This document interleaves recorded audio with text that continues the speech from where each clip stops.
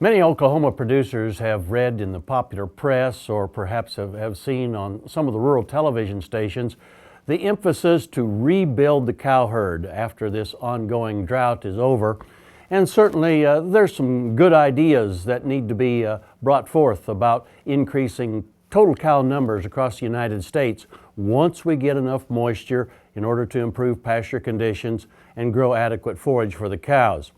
As we're doing that, some producers may want to self-examine their herds and see if they like the calving seasons that they're using now and if that's the best for sustainability for that herd in the long run.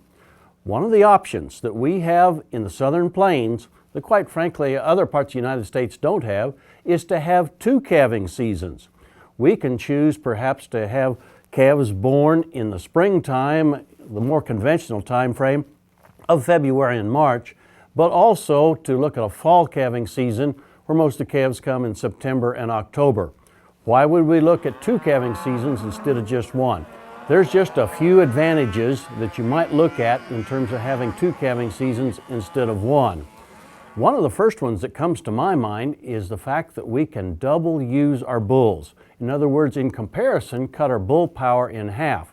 That means we have to take good care of the bulls in between the breeding seasons, but we can use half as many bulls in our operation and should get the same reproductive rates.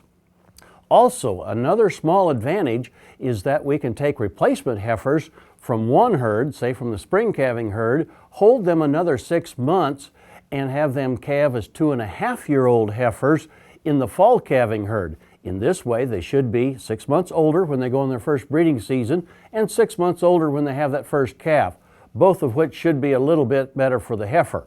Of course, we have to remember there's some additional costs involved, another 6 months worth of pasture and feed in order to get that heifer to where she has her first calf. So we don't want to have those expenses outweigh the advantages that we got in the small advantage in reproduction in those 2.5-year-old replacement heifers. Finally, marketing may be an option that some people would find ideal from the standpoint of being able to market calves at 2 different times of the year. Perhaps smooth out the cattle cycle just a little bit by marketing some calves in the fall, some calves in late spring, early summer, in order to avoid then perhaps the seasonal downside that we often see when most of the calves across the country are coming to town in the fall of the year.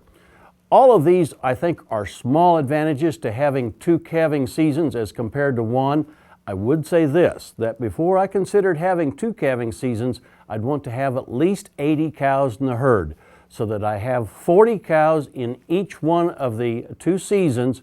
In that way, I can put together a set of steer calves, 20 head that we expect each time, so that I don't lose that advantage of putting together a set of calves that look alike and can be marketed together and get the highest price possible for those calves at marketing time.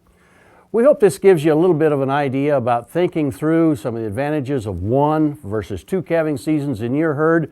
2 calving seasons isn't for everybody, but it's one you might consider.